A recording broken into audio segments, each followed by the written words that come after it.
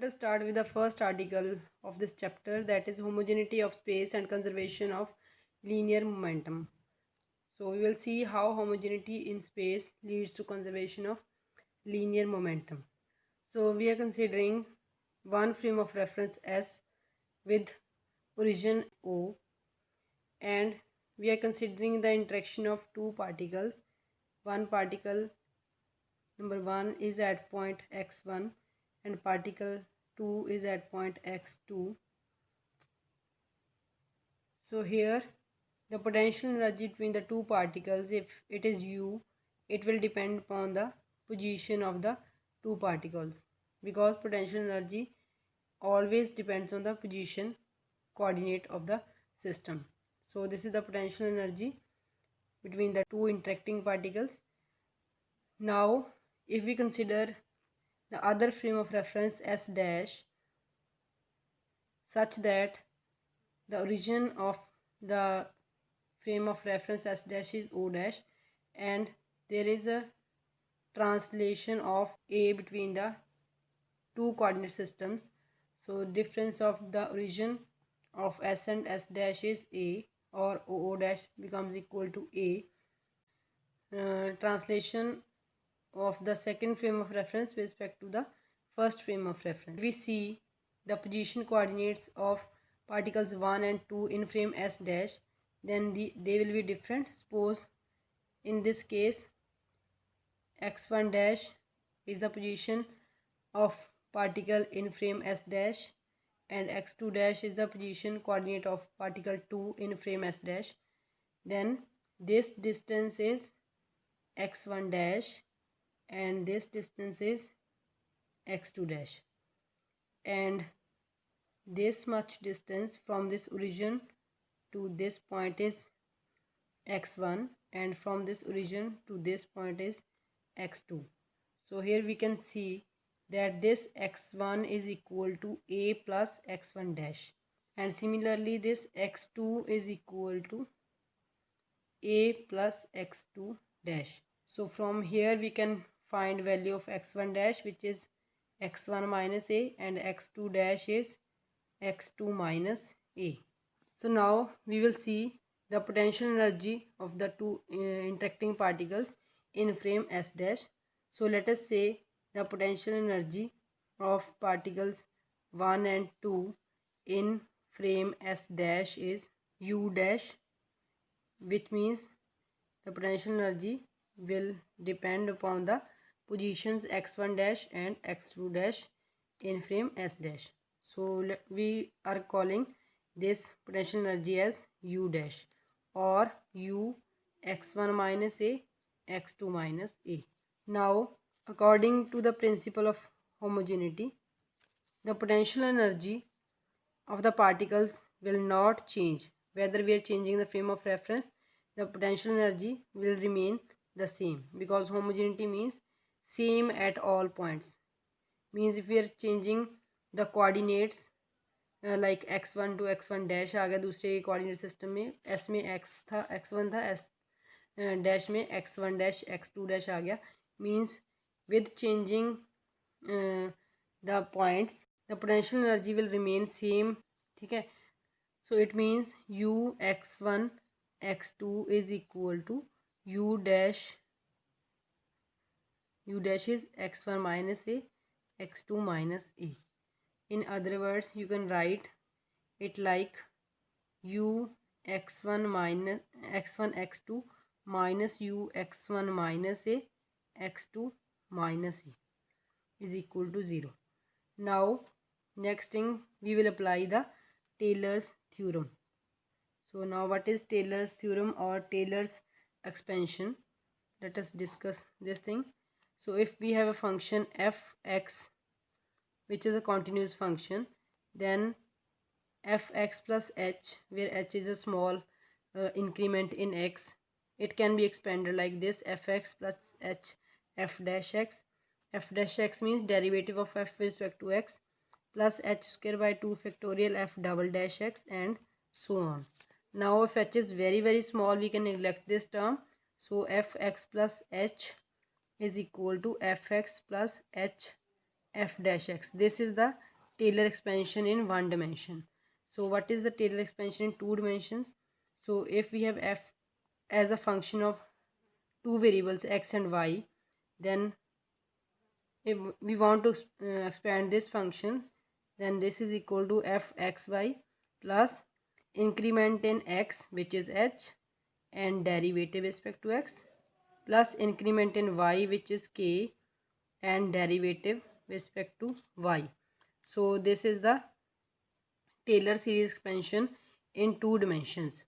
Now in this equation 1, we will apply the Taylor series expansion on this second term.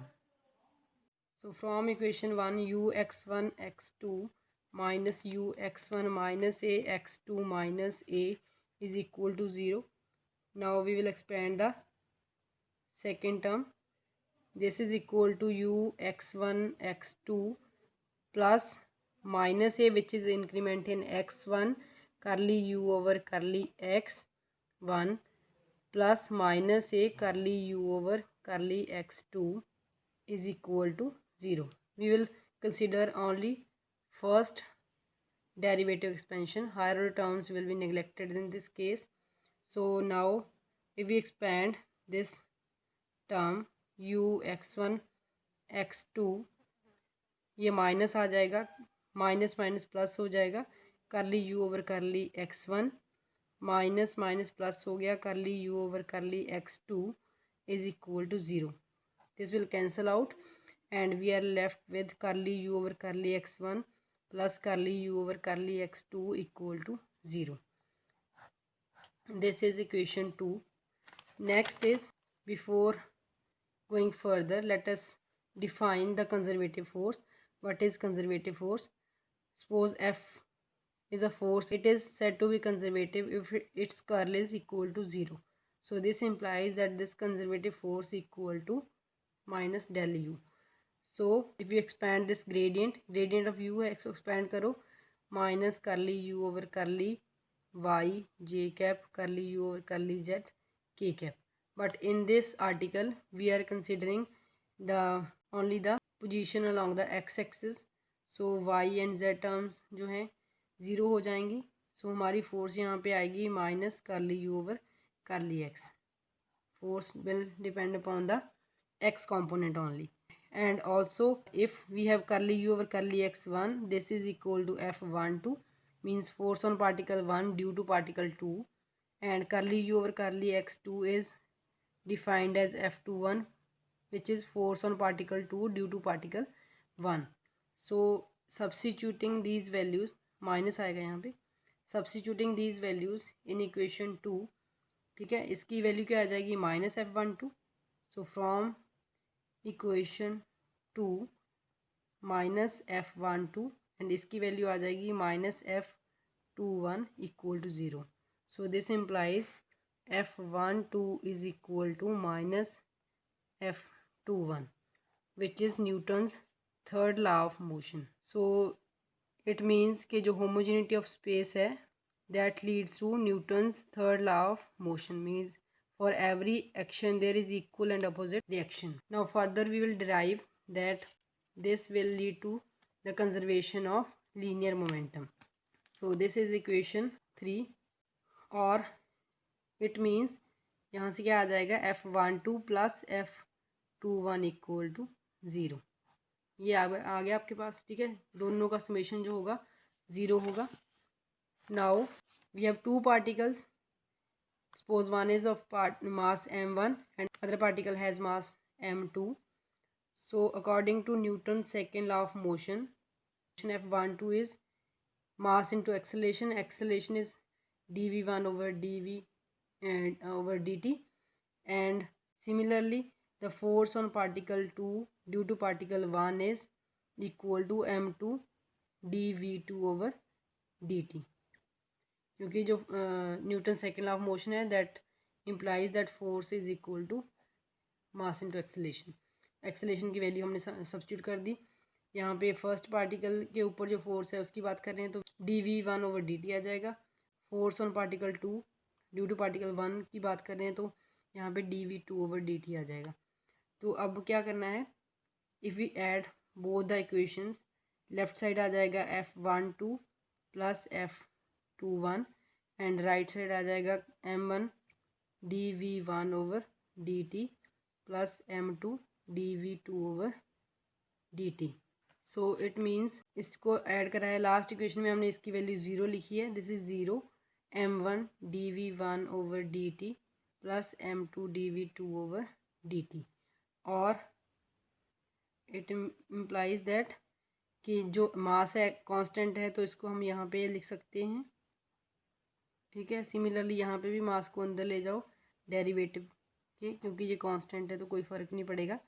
And this can be written as d over dt of the sum of both the terms m2 v2 equal to 0. So this is the linear momentum. This implies that m1 v1 plus m2 v2 is equal to constant, क्योंकि derivative को अगर यहाँ पे finish करना है इसको तो integration दोनों साइड लोगे और 0 का इंटीग्रेशन सम कांस्टेंट आ जाएगा, इस side m1 v1 plus m2 v2 बचेगा। This is law of conservation of linear momentum of two particles. तो यहाँ से क्या प्रूव हो गया कि होमोजेनिटी इन स्पेस जो है it leads to conservation of linear momentum. हमने यहाँ पे होमोजेनिटी इन स्पेस लिया है, मीन्स जो पोटेंशियल एनर्जी है दोनों पार्टिकल्स की यू है एक फ्रेम ऑफ रेफरेंस में और एक फ्रेम ऑफ रेफरेंस में यू डैश है। तो अगर वो दोनों इक्वल हैं तो वहाँ से ही ये सारा आर्टिकल डिराइव हुआ है। सो दोनों के इक्वल होने का मतलब है कि जैसे हमने होमोजेनिटी के केस में डिस्कस करा है कि जो लॉज ऑफ फिजिक्स हैं they will remain same whether we change the position. तो पोजीशन चेंज करने से जो लॉज हैं वो चेंज नहीं होते। तो जो पोटेंशियल एनर्जी एक फ्रेम ऑफ रेफरेंस में है दो पार्टिकल्स के बीच में, सेम ही पोटेंशियल एनर्जी दूसरे फ्रेम ऑफ रेफरेंस में होगी। और यहाँ पे मैं आपको एक चीज़ और बता दूँ कि फ्रेम ऑफ रेफरेंस वर्ड मैं काफ़ी बार यूज़ कर रही हूँ। So what is frame of reference? Frame of reference is simply there is an observer and a coordinate system attached with the observer is called frame of reference. So if the frame of reference is moving and it is at rest, then it is called inertial frame of reference. अगर वो constant velocity से move कर रहा है और rest में है तो उसको बोलते हैं inertial frame of reference। आगे जाके भी कहीं पे इसकी बात करेंगे। and if the frame of reference is moving with an acceleration a, ठीक है, अगर वो एक्सेलेट हो रहा है then in that case the frame of reference is called non inertial frame of reference. तो यहाँ पे इसकी एग्जांपल कर लेते हैं कि इसको अंडरस्टैंड करने के लिए। Suppose a person is sitting in a train and he throws a ball upward, ठीक है। अगर वो ऊपर को बॉल थ्रो करेगा तो बॉल ऊपर जाएगी और नीचे आ जाएगी। तो जो पर्सन ट्रेन के अंदर बैठा है उसके लिए क्या होगा कि जो बॉल का मोशन है इट इज़ वर्टिकली अपवर्ड, ठीक है। And one person is standing out on the ground, ठीक है, and he is watching this process. तो उसको क्या लगेगा कि जो बॉल है वो ऊपर डायरेक्टली नहीं गई, उसने एक पैराबोलिक पाथ जो है ट्रेवल करा है। जब पर्सन ने बॉल थ्रो करी तो उतने टाइम में ट्रेन थोड़ी आगे चलेगी, तो उसका जो पाथ है बाहर खड़े जो पर्सन को लगेगा कि वो पैराबोलिक है, और जो ट्रेन के अंदर बैठा है उसको लगेगा कि जो बॉल का मोशन है वो वर्टिकली अपवर्ड है। तो इट मीन्स कि दो फ्रेम ऑफ रेफरेंस हो गए। एक फ्रेम ऑफ रेफरेंस जो है that is attached with the person who is sitting in the train and other frame of reference is attached with the person who is standing outside on the ground. तो frame of reference जो है दोनों same process है, but दोनों process के लिए frame of reference जो है अलग अलग हो गया। यहाँ पे ऑब्जर्वर के साथ जो कोऑर्डिनेट सिस्टम अटैच है वो डिफरेंट है, बाहर जो खड़ा है ऑब्जर्वर उसके साथ जो कोऑर्डिनेट सिस्टम अटैच्ड है वो डिफरेंट है। तो it means here we can say that there are two frame of references. So this is all about the frame of reference. So in the next video we will discuss about the next remaining two articles. One is homogeneity in time and second is isotropy of space. So that is all. Hope you have enjoyed the lecture, and if you liked the video please share and subscribe the channel. Thank you.